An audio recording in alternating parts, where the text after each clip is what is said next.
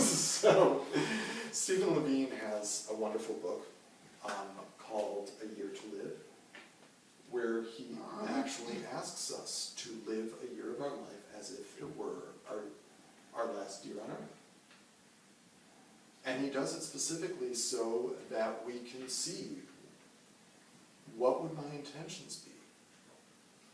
What would my orientation toward life be? How would I treat people?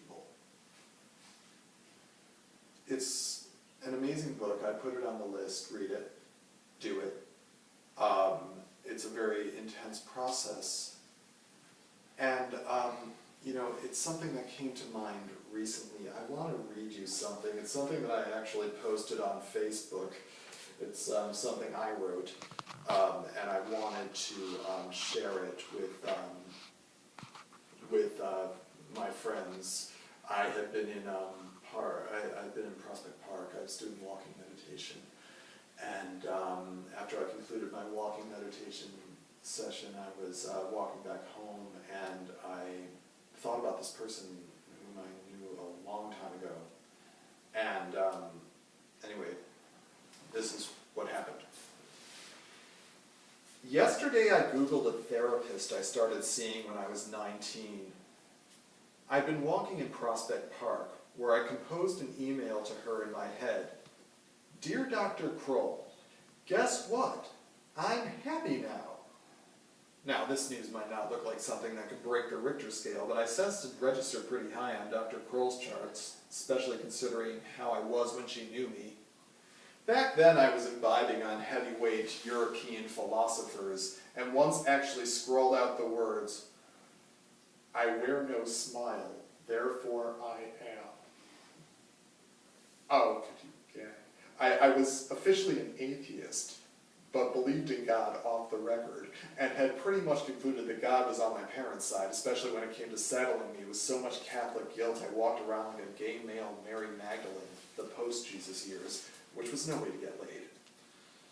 As if Dr. Kroll didn't have her work cut out for her enough with me, I was also setting out to be a legendary writer, so I could make up for what a fuck-up I'd been in all my years in school.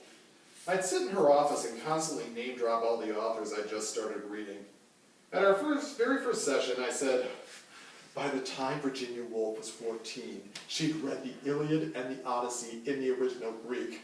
When I was 14, I was shaving my head and slamming to circle jerks. I thought if I was ever going to redeem myself, I'd have to top Shakespeare himself. I even tried making the uphill case that the only reason people thought Shakespeare was any good was because nobody could understand what the fuck anybody in his plays was saying. Of course, back then I loaded my own vocabulary with so many two-ton words nobody understood what I was saying either, least of all me.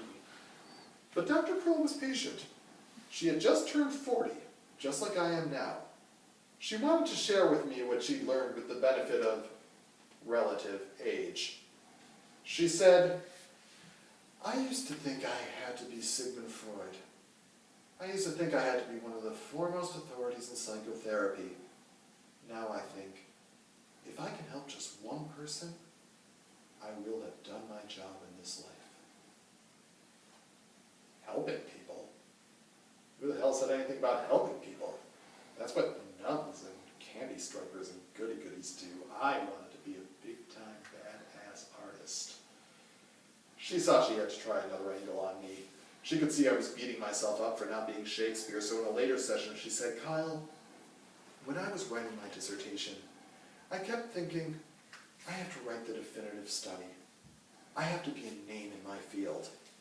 Then I went to my advisor. Dr. Kroll pulled a slim manual off her shelf. He showed me a book no bigger than this.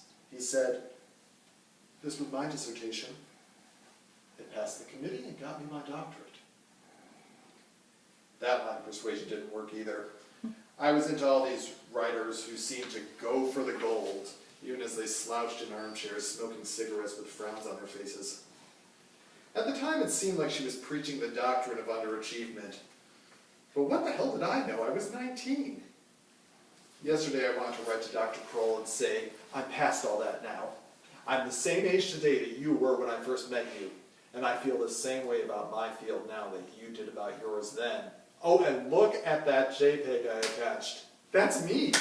I'm wearing colors now. Yeah, that's right, colors. Oh, and you know how I used to drone on and on about not having a boyfriend? I'm married. I stood on Prospect Park West and Googled Dr. Karen Kroll so I could find her and tell her about this. Then I saw something posted about her from 2003 in the Chicago Tribune. It was an obituary. All it said was she died of cancer at age 51. I never got to tell her how right she was. But it did get me thinking about how any of us can go at any time. She was 40 then, I'm 40 now. If I were to discover that I had only 11 years to live, would I want to live it trying to make a name for myself? Absolutely not. I just want to love what's here with me right now, because it's going to be gone soon. And would I want to spend this time writing? Well, yes, but only because I love writing. And writing helps me to love what's here right now, because it's going to be gone soon.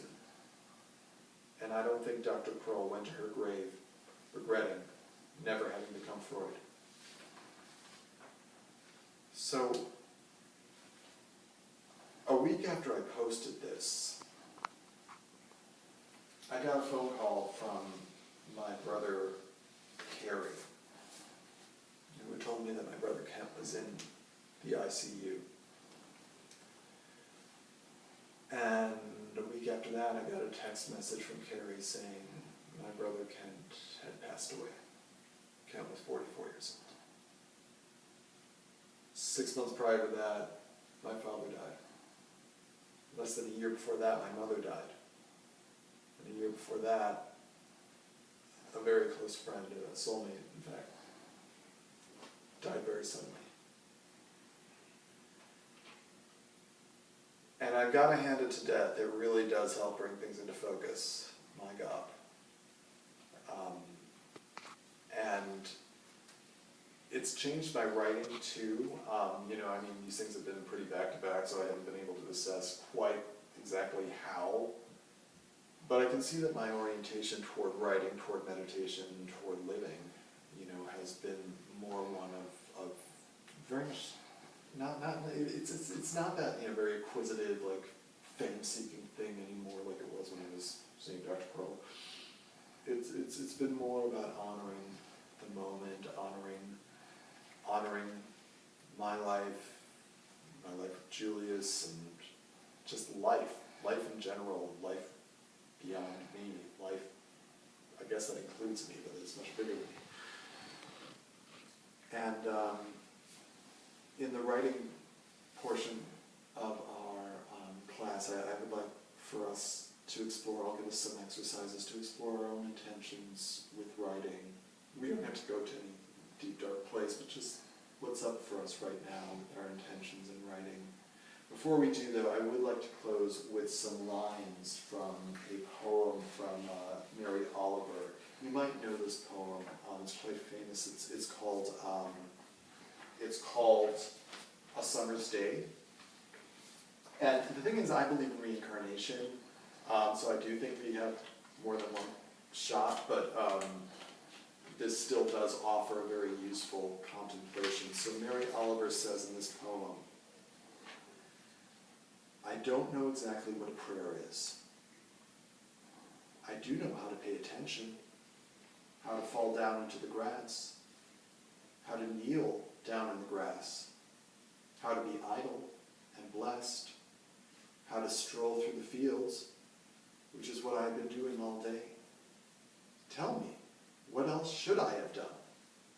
Doesn't everything die at last, and too soon? Tell me, what is it you plan to do with your one wild and precious life? What is it you plan to do with your one wild and precious life? So let's just take that in for a minute and sit quietly.